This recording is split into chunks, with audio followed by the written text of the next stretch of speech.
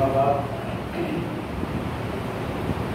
بالله من الشيطان الرجيم بسم الله الرحمن الرحيم إن الله خالق الحب والنوى يخرج الحي من الميت ومخرج الميت من الحي ذلكم الله فأنا تؤفكون صدق الله العظيم وصدق رسوله الكريم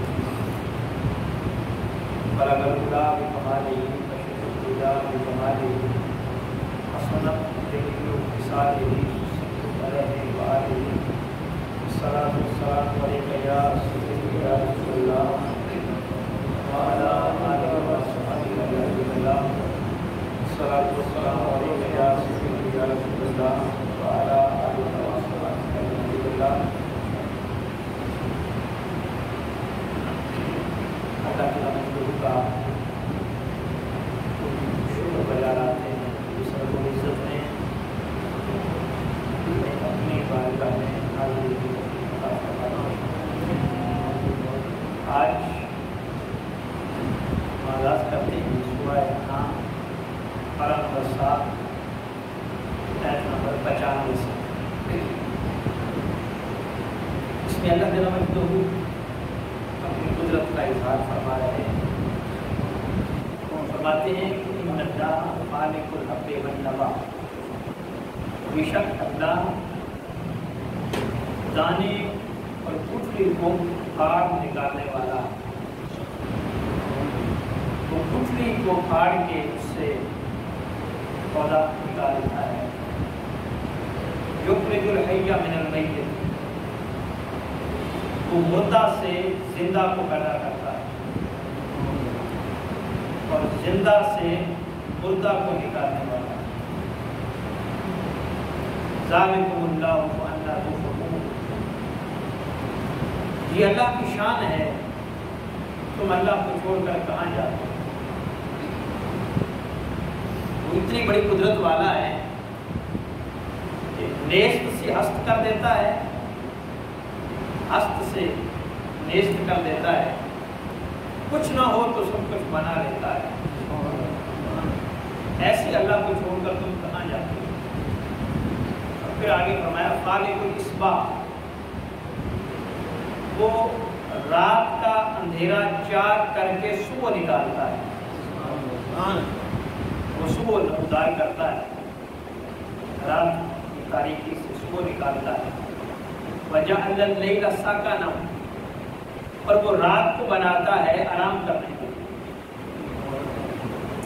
اور ایک مقام پر فرمایا کہ رات آرام کے لیے بناتا ہے، دن معاش کے لیے بناتا ہے۔ اور اللہ جل مجدہ کی اس نعمت کا ہی اگر خیال رکھا جائے تو اس سے بڑھ کر اور کیا نعمت ہو سکتی ہے؟ اگر دن ہی دن ہوتا اور رات نہ آتی، آرام کیسے کرتا؟ رات کو جاگنے والا شخص اگر دن کو رات کی نسبت زیادہ بھی نیند کر لے تو وہ فریش نہیں ہوتا اس طرح جیسا رات کو سونے سے فریش ہوتا ہے۔ رات کے سونے میں ایک اپنی لذت ہے، اس نے آرام کے لیے بنائی ہے، دن کو کاروبار کے لیے بنایا ہے۔ والشمس والقمر حسبانا، سورج اور چاند کے اور بھی فوائد ہیں، لیکن یہاں فرمایا ہم نے ان کو حساب و شمار کے لیے بنایا ہے۔ اس سے تم دنوں کا حساب لگا لیتے ہو، ہفتوں کا لگا لیتے ہو، مہینوں کا، سالوں کا۔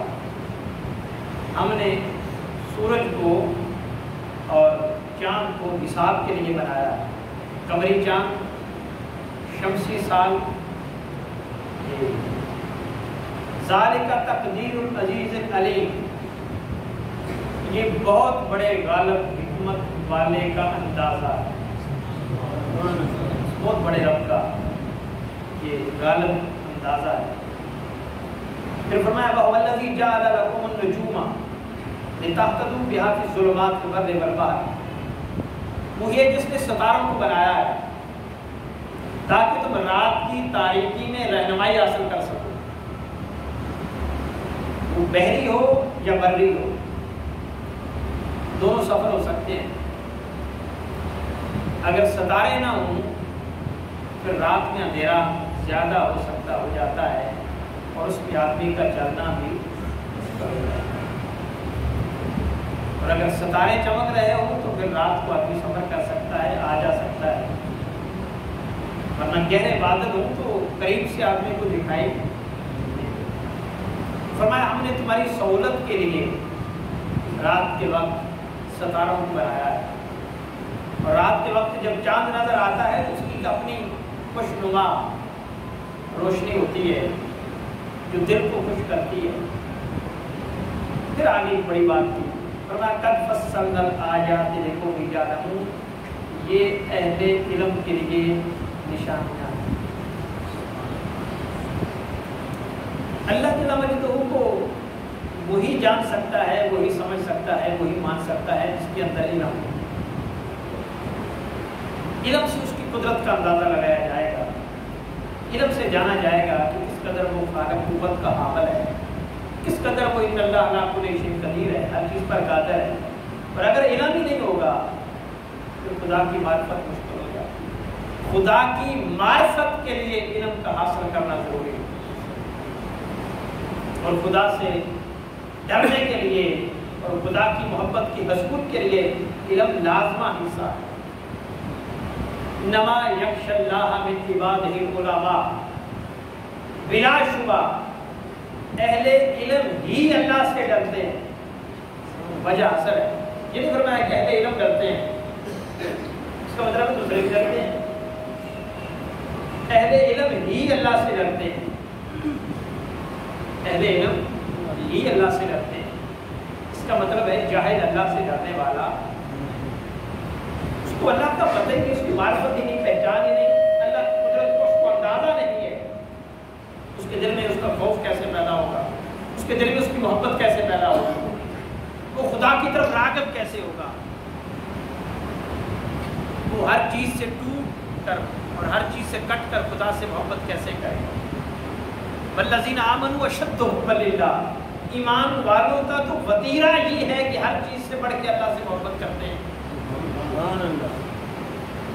وہ اہل علم ہی کر سکتے ہیں۔ اس کے لیے اللہ سے تعلق پختہ اور استوار کرنے کے لیے علم کا حاصل کرنا بہت ضروری ہے۔ بلکہ امام غزالی علیہ رحمہ تو یہاں تک فرماتے ہیں کہ العلم الامام الاعمال والعمل تابع، کہ علم عمل کا امام ہے، عمل اس کا تابع ہے، عمل اس کا علم پہلے ہے، عمل بعد میں ہے۔ علم ہوگا تو عمل ہوگا۔ کہ نماز کا ہمیں علم ہی نہیں ہے، کیسے پڑھیں گے؟ حج کے مناسک نہیں آتے، حج کیسے کریں گے؟ زکوٰۃ کی ادائیگی کا طریقہ ہی نہیں ہے، زکوٰۃ کیسے ادا کریں گے؟ روزے کے فرائض و واجبات کا نہیں ہے پتہ، کیسے کریں گے؟ لہذا العلم فریضۃ علی کل مسلم و مسلمۃ، علم کا حاصل کرنا ہر مسلمان مرد اور عورت پر فرض قرار دیا گیا ہے۔ ہماری خوش قسمتی یہ ہے کہ ایک واحد مذہب اسلام ہے جس نے علم کو فرض قرار دیا ہے، دنیا کے کسی مذہب نے علم کو فرض قرار نہیں دیا، یہ اسلام نے دیا ہے۔ اور بدقسمتی یہ ہے اسلام کے چاہنے والے اور اسلام کے ماننے والے ہی علم کے میدان میں پیچھے ہیں۔ علماء کہتے ہیں کہ حیرت ہے تعلیم و ترقی میں ہے پیچھے جس قوم کا آغاز اقرا سے ہوا ہے، حیرت ہے تعلیم و ترقی میں ہے پیچھے جس قوم کا آغاز اقرا سے ہوا تھا۔ اللہ جل مجدہ نے جب قرآن نازل کیا تھا تو قرآن کی 6666 آیات بھیجنی تھی، کسی آیت کا انتخاب کر لیا جاتا جو عبادت پر مبنی ہوتی، جو معاشرت پر مبنی ہوتی، جو انسان کی خانگی زندگی کے حوالے سے ہوتی، جو دین کا کوئی اصول ضابطہ قاعدہ بیان کیا جاتا نہیں۔ فرمایا اقرا بسم ربک الذی خلق، میرے حبیب پڑھنے سے آغاز کرو اللہ کی پاک کلام۔ اور اللہ جل مجدہ نے جو پہلے دن پہلے سبق نبی کو دیا تھا کہ یہ میرے بندوں تک پہنچا دیں، وہ کوئی اور نہیں تھا، وہ پڑھنے کا تھا، وہ علم کا تھا، وہ جاننے کا تھا۔ جس قدر اس پر زور دیا گیا بدقسمتی سے ہم اس قدر اس سے دور ہوتے گئے. اور دنیا کی سب سے اعلیٰ کتاب جو قرآن مجید فرقان حمید ہے، قرآن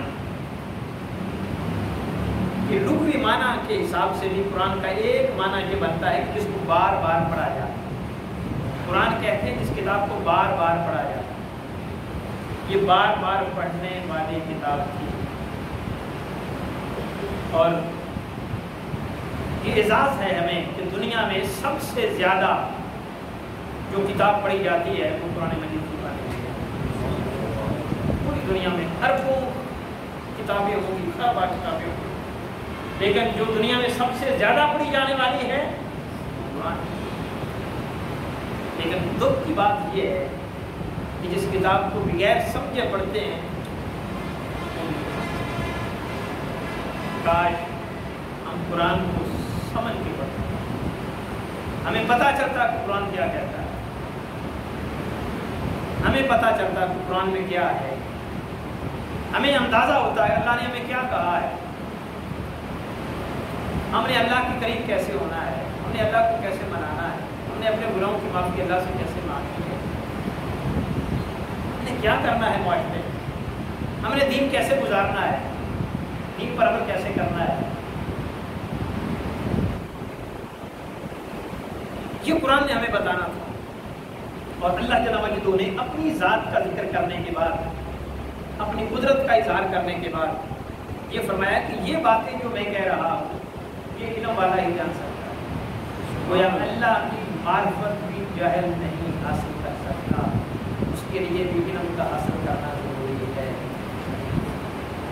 اور اگر علم نہیں لیں گے تو خدا کی معرفت نہیں ہوگی. خدا کی معرفت نہیں ہوگی تو نہ دنیا میں کوئی سبب ہے نہ کوئی آخرت کا سبب ہے. فضول زندگی ہے یہ ساری کی ساری زندگی رائے گاہ ہے. جو مقصدیت سے خالی زندگی ہو اس کا کیا ہے. ایک دن آدمی بغیر کسی مقصد کے گزار دے تو انسان کو تکلیف ہوتی ہے، یار آج پارک رہے ہیں کچھ نہیں کیا، ایسے ہی گزر گیا دن، فضول ہی گزرا ہے کہتے نہیں. تو اگر ساری زندگی فضول گزر جائے، بے مقصد بے معنی جسٹ کھانے پینے کی لذتوں کے حضور کے ساتھ گزر جائے، یہ زندگی فضول ہے. تو زندگی میں خدا کی معرفت حاصل کی جائے، اللہ سے قربت حاصل کیا جائے، خدا سے محبت، خدا کا قرب حاصل کیا جائے. اور یہ علم کے بغیر ممکن ہے. اور اگر علم حاصل کر لیا پھر آقا علیہ السلام فرماتے ہیں کہ جس قبرستان سے اہل علم گزر جاتا ہے 40 دن کے لیے اللہ عذاب ان سے روک لیتا ہے. اہل علم کی تقریب کی خاطر اللہ عذاب ان سے روک لیتا ہے. فرمایا کہ اگر اہل علم سے کوئی غلطیاں ہو جائیں، کوتاہیاں ہو جائیں، غفلتیں ہو جائیں، گناہ ہو جائیں تو عام لوگ نہیں، اللہ کی مخلوق اس کے لیے خدا کی بارگاہ میں مغفرت کی دعا کرتی رہتی ہے. ورنہ مچھلیاں پانی میں اس اللہ کے بندے کے لیے اللہ کی بارگاہ سے معافی کی طلبگار ہوتی ہیں کہ مولا غلطی کر بیٹھا ہے، اے تیرا چاہنے والا اس کو معاف کروا دے. تو علم کی دنیا کی طرف آنا چاہیے، علم سے شغف رکھنا، علم سے محبت. وہ کیا سلطان باہو نے کہا نا کہ جو علم و باج کرے فقیری کافر مرے دیوانہ ہو. علم کے بغیر فقیری بھی نہیں بنتی. حتیٰ کہ جو دعوے دار ہے وہ کہتے ہیں علم کے بغیر فقیری نام کی کوئی چیز حاصل ہوتی ہی نہیں. اور جو پھر بھی دعویٰ کرے ہم اس کے لیے وہ کہتے ہیں کہ وہ کافر دیوانہ ہو کر مرے. اس کا فقیری کے ساتھ کیا تعلق؟ اس کو تو بنیادی علم ہی نہیں. اس کے پاس تو علم نام کی کوئی چیز ہی نہیں. علم ہوتا تو خدا کی معرفت ہوتی، معرفت ہوتی تو محبت ہوتی، محبت ہوتی تو ولایت کا درجہ حاصل ہوتا. وہ تو ابتدائی سیڑھی پر بھی نہیں چڑھا ابھی، اور یہ جائے کہ ولایت میں دعوے کرتا پھر. تو اللہ فرماتے ہیں کہ قد فصلنا الآیات لقوم یعلمون. ہم نے یہ جو تفصیل کے ساتھ بیان کیا ہے یہ اہل علم کے لیے ہے، جاہل اس سے استفادہ حاصل نہیں کر سکتے۔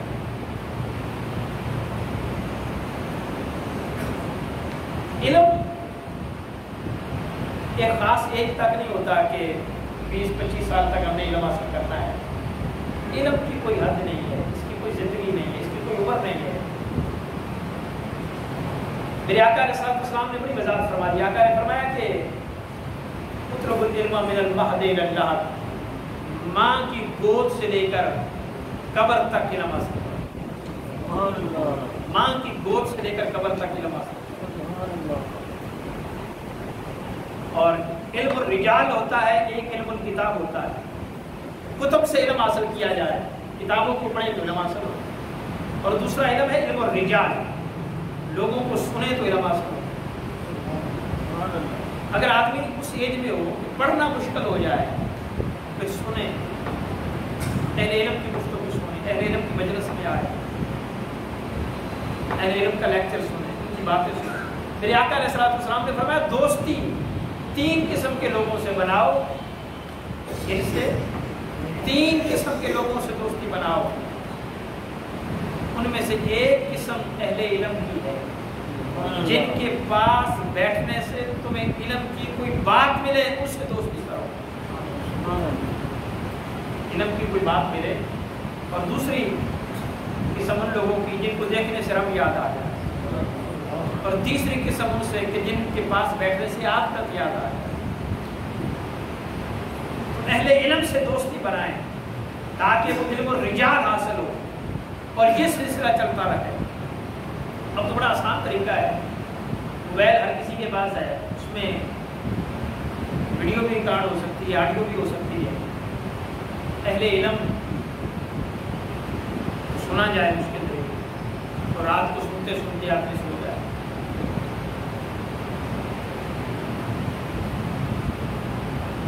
جب یہ کریں گے تو بچے بھی اسی کو کاپی کریں گے۔ بچے سننے سے نہیں مانتے، بچے دیکھنے سے مانتے۔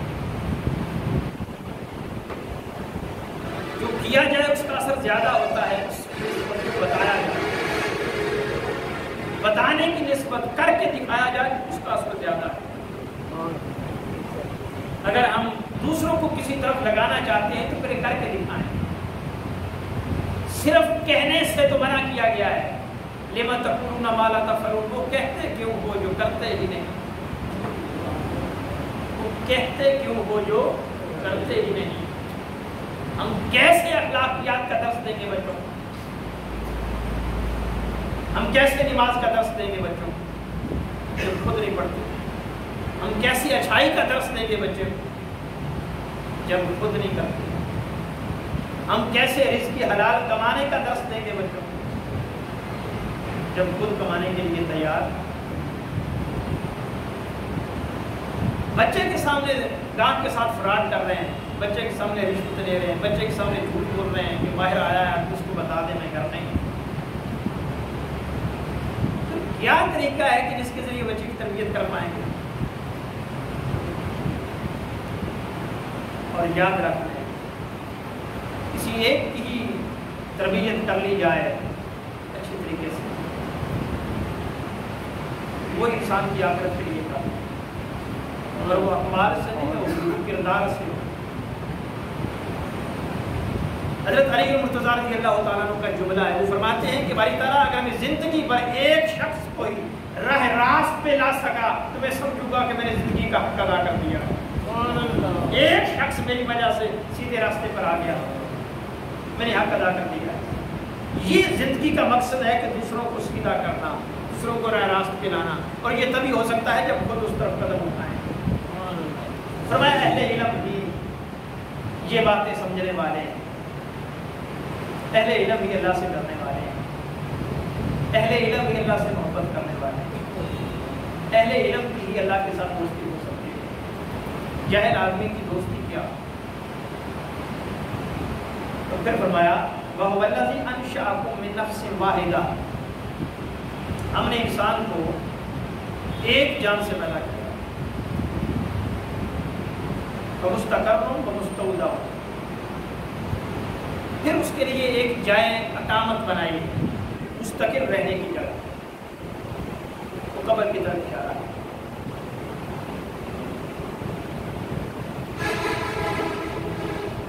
مستودع پلٹنے کی جگہ، وہ قیامت کی طرف اشارہ ہے۔ ہم نے انسان کو ایک نفس سے پیدا کیا، پھر ہم نے اس کی ٹھہرنے کی جگہ بنائی۔ اس سے مراد ماں کا پیٹ بھی ہے، اس سے مراد یہ دنیا بھی ہے کہ وہاں انسان کو ٹھہرانا ہے۔ وہ مستودع، پھر ہم نے پلٹنے کی جگہ بنائی، وہ قبر اور قیامت۔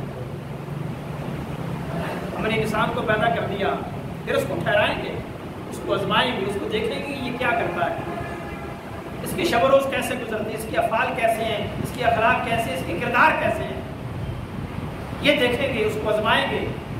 وہ مستودع، پھر اس کو پلٹائیں گے اپنی طرف۔ انا للہ و انا الیہ راجعون، اللہ کی طرف ہی پلٹنے والے ہیں۔ اور پھر کیا ہوگا؟ پھر آگے فرمائیں قد فصلنا الآیات لقوم یفقہون، ہم نے یہ بھی سمجھنے والوں کے لیے بیان کیا ہے۔ پہلے کا علم والوں کے لیے بیان کیا، اب کا سمجھنے والے کے لیے بیان کیا ہے۔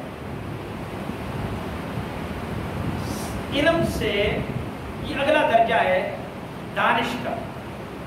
جو اہل دانش ہوتے ہیں ان کو اہل سمجھ کہتے ہیں، یہ کہتے ہیں۔ یہ سمجھنے والوں کے لیے جن کے اندر عقل ہو، دانش ہو۔ ہر اہل علم باشعور نہیں ہوتا، لیکن باشعور میں کچھ نہ کچھ علم، تو باشعور کا درجہ اہل علم سے بھی اگلا ہے۔ تو فرمایا کہ ہم نے اہل علم کے لیے بیان کیا اور اہل دانش کے لیے بیان کیا ہے کہ تمہیں ایک نفس سے پیدا کیا ہے، پھر تمہیں ایک جگہ پر رکھنا ہے، تمہارا دیکھنا ہے کیا کرتے ہو، پھر تمہیں پلٹا کر اپنی طرف لے کے جانا ہے۔ یاد رکھ لو یہ میں نے اہل دانش کے لیے بیان کیا ہے تاکہ سمجھو۔ اور ہم نے کیا سمجھا کہ ہم ایک جان سے پیدا ہو گئے، اب دنیا میں ہم نے کیا کرنا ہے؟ ہم نے سمجھا کہ ہم نے اپنا وقار بلند کرنا ہے، اپنی عزت بنانی ہے، دوسروں پر روب جھاڑنا ہے، تکبر کرنا ہے، غرور کرنا ہے، دوسروں کو ہیک سمجھنا ہے، کمی جاننا ہے، خود کو بڑا گرداننا ہے، دولت کمانی ہے، چاہے جائز طریقے سے ہو ناجائز طریقے سے، کاریں لینی ہے، کوٹھیاں لینی ہے، خواہشات کو پالنا ہے تاکہ لوگ بڑا کہیں، بڑا بننا ہے۔ یہ ہماری ترجیحات بن گئی زندگی۔ حالانکہ اللہ نے اس لیے پیدا نہیں کیا تھا۔ یہ جو قبائل ہیں، ہم نے قبائل پر فخر کرنا شروع کر دیا۔ اللہ نے قبائل تفخر کے لیے پیدا نہیں کیے تھے، وہ تعارف کے لیے بنائے۔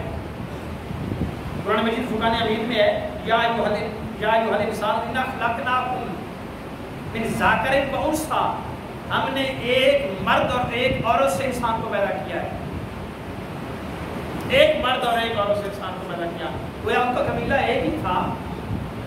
جب ایک ہی مرد تھے آدم علیہ السلام، جب ایک ہی عورت تھے حوا علیہ السلام، تو ایک ہی قبیلہ تھا۔ وہ لوہار تھے، وہ ترکھان تھے، وہ راجپوت تھے، کیا وہ جٹ تھے، وہ کیا تھے؟ بھئی ایک ہی قبیلہ تھا، جو بھی نام دے دے ان کا ایک ہی قبیلہ تھا۔ بھئی پھر ان کی آگے اولاد کیسے لوہار، جاٹ، فلاں راجپوت بن گئی؟ حیرت ہے، ایک آدمی کے 5 بیٹے ہوں، بھئی وہ ایک ذات اور ایک قبیلے سے تعلق رکھتے ہیں، ان کی آگے 5 ذاتیں کیسے بن سکتی ہیں؟ اور ان کو کہا جائے کہ یہ 5 ذاتیں نہیں، تو کہتے ہیں جا کم کر، ہماری 5 ہی ہیں۔ یہ اہل علم اور اہل دانش کے لیے بات ہے، اور ان خود ساختہ بنائی ہوئی ذاتوں پر ہم فخر کرتے ہیں، اور فخر بھی کرنا چاہیے، یا اس پر بھی ہو سکتا ہے فخر، لیکن کس پر؟ فرمایا تم میں سے معزز قبیلے کی بنا پر نہیں ہے، ذات پات کے لحاظ سے معزز نہیں ہے۔ فرمایا کہ اکرمکم عند اللہ اتقاکم، تم میں سے عزت والا وہ ہے جو متقی پرہیزگار ہے، وہ عزت والا ہے، اس کا پھر فخر بنتا ہے، پیسے کی بنا پر نہیں، مال و دولت کی کثرت کی وجہ سے نہیں، کسی برادری کی بیس پر نہیں۔ برادری کا کوئی تصور ہی نہیں ہے اسلام کے اندر، اور ہم اس برادری کو پروموٹ کر رہے ہیں، حد ہو گئی۔ برادری کا، ذات پات کا کوئی کنسیپٹ ہی نہیں ہے۔ ایک مرد ایک عورت سے پیدا کیے ہیں لوگوں، ایک ہی قبیلہ ہے، ایک ہی برادری ہے، ایک ہی خاندان ہے، جو بھی اس کو نام دے دیں آپ اپنی آسانی کے لیے دے دیں. ہاں 5 بیٹے ہیں تو 5 بیٹوں کا آگے تعارف تو ہوگا نا, کسی شخص کے 5 بیٹے ہیں. جب کہیں گے کس سے ملنا ہے تو وہ نام تو بتائے گا نا, تھوڑا سا آگے دور جا کے پھر وہ خاندان بتا دے گا, علاقہ بتا دے گا. تو یہ قبائل کو جو بنایا ہے یہ تعارف کے لیے بنایا ہے, تفاخر کے لیے. آقا علیہ السلام نے اس تصور کا رد کیا ہے کہ ہم کسی کو عربی اور اجمی کی بنا پر فضیلت دیتے ہیں, کسی کو گورے کالے کی بنا پر. آقا علیہ السلام نے خطبہ ہجرت الوداع کے موقع پر واضح اعلان فرمایا تھا لوگوں سنو, یہ لفظ حدیث سے پاک ہے, فرمایا سنو تم میں سے کسی عربی کو اجمی پر کوئی برتری نہیں ہے. میرے آقا نے فرمایا سنو کسی گورے کو کالے پر کوئی فوقیت نہیں ہے, نہ کسی کالے کو گورے پر فوقیت ہے. ہاں پھر آقا نے فرمایا سنو تم میں سے عزت والا وہ ہے جو متقی پرہیزگار ہے. سبحان اللہ. عزت والا وہ ہے جو متقی پرہیزگار ہے, ورنہ کوئی عزت نہیں. اور میرے آقا علیہ السلام نے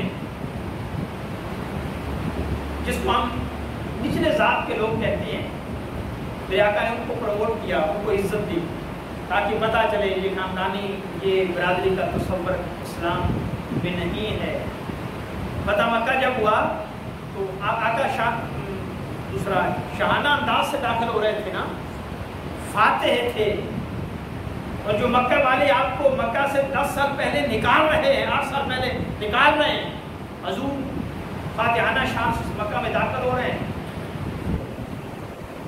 تو آقا علیہ السلام جب داخل ہو رہے تھے تو پھر بھی سر فخر سے اونچا نہیں کیا ہوا تھا. حدیث پاک میں آتا ہے میرے نبی مکرم نے سر اتنا جھکایا ہوا تھا کہ آپ کی داڑھی اون کے ساتھ مست ہو رہی تھی, اون کی کوانس کے مست ہو رہی تھی. حالانکہ فاتحانہ شان سے میرے نبی داخل ہو رہے ہیں, لیکن یہ عاجزی تھی, یہ انکساری تھی. اور تاجدار کائنات نے فرمایا ہے, میرے آقا فرماتے ہیں جو دنیا میں جتنا بڑا عاجز ہوگا اللہ اس کو قیامت کے اتنا سر بلند کرے گا. سبحان اللہ. اور میرے نبی مکرم نے اپنے پیچھے کسی چودھری وڈیرے دوست کو نہیں بٹھایا تھا, اپنے کسی رشتہ دار کو نہیں, کسی سرمایہ دار جگیردار کو نہیں, حتیٰ کہ اپنے قریبی دوست ابو بکر و عمر عثمان کو بھی نہیں, علی کو بھی نہیں, کسی اپنے نواسے کو بھی نہیں. میرے نبی مکرم نے ایک غلام زادے حضرت زید بن حارثہ کے بیٹے اسامہ بن زید کو اپنے پیچھے بٹھایا ہوا تھا. میرے آقا پیغام دینا چاہتے تھے کہ لوگوں جان لو اسلام غریبوں اور یتیموں مسکینوں اور غلاموں کو بھی اتنی عزت دیتا ہے جتنا کوئی مذہب اور کوئی دین نہیں دیتا. میرے آقا نے غلام زادے کو پیچھے بٹھایا ہوا تھا, حضرت زید بن حارثہ کا بیٹا حضرت اسامہ بن زید, اور یہ بٹھا کر بتا دیا میرے نبی مکرم غریبوں سے بھی اتنا پیار کرتے ہیں. بھائی ملازموں کے ساتھ جو ہمارے ملازم ہیں, ہم ملازموں کے بیٹوں سے پیار کرتے ہیں بھلا جو اپنے بچوں سے کرتے ہیں. قربان دائیں تاجدار کائنات تیری عظمت پر میرا نبی غلام زادوں اور نوکروں سے پیار کر کے بتا رہا ہے کہ ان کے ساتھ سلوک وہ کرو جو اپنی اولاد کے ساتھ کرتے ہو. سبحان اللہ. بلکہ حدیث پاک کے الفاظ ہیں کہ نبی مکرم صلی اللہ علیہ وسلم نے فرمایا, آقا فرماتے فَأَكْرِمُوهُمْ کرامتی اولادکم, غلاموں کی نوکروں کی یوں عزت کیا کرو جیسے اپنی اولاد کی کرتے ہو. فَأَكْرِمُوهُمْ کرامتی اولادکم, یوں عزت کرو جیسے اپنی اولاد کی کرتے ہو. وَأَطْعِمُوهُمْ مِمَّا تَأْكُلُونَ, اور غلاموں اور خادموں کو وہ کھانا کھلایا کرو جو خود کھاتے ہو, جو خود کھاتے ہو. ہے کوئی عزت کرتا؟ نوکر کا بیٹا آ جائے اور اپنا بیٹا آ جائے, دونوں میں سے برابر کا پروٹوکول دیں گے, ہم ان کو ایک جیسا سلوک کریں گے نہیں. تاجدار کائنات نے تو اپنوں سے غلاموں کو زیادہ عزت دی ہے. اور پھر اس دن حضرت بلال رضی اللہ تعالیٰ عنہ کو کہا تھا کہ چھت پر چڑھ کے اذان پڑھے. کیا کسی اور کو اذان نہیں آتی تھی؟ کوئی اور اذان نہیں پڑھ سکتا تھا؟ حضرت علی مرتضیٰ کو کہہ دیتے, صدیق اکبر کو کہہ دیتے, عثمان غنی کو کہہ دیتے, وہ اذان نہیں پڑھ سکتے تھے. میرے نبی نے اس دن بلال کو کعبے کی چھت پہ چڑھا کر بتا دیا اسلام آج بھی غریبوں کو عزت دے رہا ہے, اور یہ روایت قائم کر رہا ہے کہ اسلام کی نظر میں وہی عزت والا ہے جو متقی پرہیزگار ہے. اور پھر جب اذان پڑھی تو حضرت بلال رضی اللہ تعالیٰ عنہ نے کہاں چیرا کرنا تھا، کیونکہ اذان پڑھتے ہوئے کعبے کی طرف رخ کرتے ہیں نا، اور کعبے کی چھت پر تو حضرت بلال کھڑے ہیں. پھر حضرت بلال نے خود یہ مسئلہ صادر کیا اور قیاس کیا کہ آج مجھے رخ جو کرنا ہے وہ کعبے کی طرف تو نہیں، چونکہ کعبے کی چھت پر تو میں کھڑا ہوں، آج میں رخ کروں گا تو رخ مصطفیٰ کی خاطر کروں گا. اس پاک کے الفاظ ہیں، میرے نبی مکرم طواف کعبہ میں مشغول تھے، جب بلال اذان پڑھ رہے تھے تو آقا طواف کر رہے تھے، اور حضرت بلال نے ایک بار دیکھ کر اذان شروع نہیں کی، اذان پڑھتے جاتے تھے، مصطفیٰ گھومتے جاتے تھے، بلال بھی جدھر جدھر مصطفیٰ جاتے تھے بلال بھی ادھر ادھر چہرہ کرتا جاتا. حضور کی طرف رخ کر رہے تھے حضرت بلال. یہ عزت میرے نبی مکرم نے غلاموں کو دی ہے، اور یہ بتا دیا ہے، قرآن کی تفسیر بتا دی ہے کہ اللہ نے ایک جان سے پیدا کیا ہے، لہذا ایک ہی قبیلہ تھا، ایک ہی خاندان تھا، سارے برابر ہیں، کوئی اونچ نیچ نہیں ہے. ہاں اونچ نیچ کا ایک معیار ہے، جو خدا کے جتنا قریب ہوگا اور جو مصطفیٰ کے جتنا قریب ہوگا وہ خدا کے اتنا قریب ہوگا، اور جو خدا کے جتنا قریب ہوگا لوگوں میں عزت والا وہ ہوگا. سبحان اللہ. وقت ہو گیا لیکن بات اس سے متعلقہ ہے. حضرت زید بن حارثہ جب غلام تھے، حضرت خدیجہ الکبریٰ رضی اللہ تعالیٰ عنہ نے حضور کو گفٹ دیا تھا حضرت زید کا.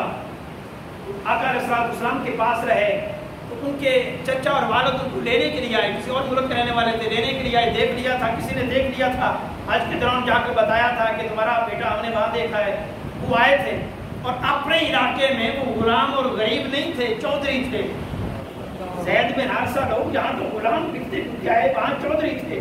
تو باپ بھی آیا، چچا بھی آیا، وہ ملے اور مل کر کہا بیٹا ہم آپ کو لینے کے لیے آئے ہیں، ساتھ پیسے بھی لائے ہیں کہ آپ جن کی غلامی میں ہیں وہ جتنا چاہیں ہم سے رقم مانگے ہم دینے کے لیے اور آپ کو آزاد کرانے کے لیے تیار ہیں، آپ جاؤ گے؟ حضرت زید بن حارثہ نے کہا نہیں، خدا کی قسم جب تک اس بارگاہ میں آئے نہیں تھے اندازہ نہیں تھا، اب مصطفیٰ کی بارگاہ چھوڑ کر کسی اور طرف جانے کی مجھے حاجت نہیں ہے. سبحان اللہ. حضور کی سنگت چھوڑ کر نہیں گئے، میرے مصطفیٰ کے قریب ہوئے. پھر آقا نے عزت دی، فرمایا یہ زید میرا بیٹا ہے. سبحان اللہ.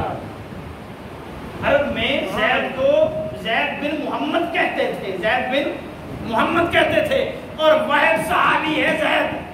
1,24,000 صحابہ میں سے بڑے بڑے چودھری صحابی بنے، حضور کے بڑے قریبی دوست صحابی بنے، لیکن کسی صحابی کا نام قرآن میں خدا نے نہیں لیا. اگر قرآن میں خدا نے نام لیا ہے تو صرف زید بن حارثہ کا نام لیا ہے. سبحان اللہ. قرآن میں کسی کا نام آنا یہ پروٹوکول کی بات نہیں، تو اللہ بھی اسی کو عزت دے رہا ہے جو مصطفیٰ کے قریب ہو رہا ہے. سبحان اللہ.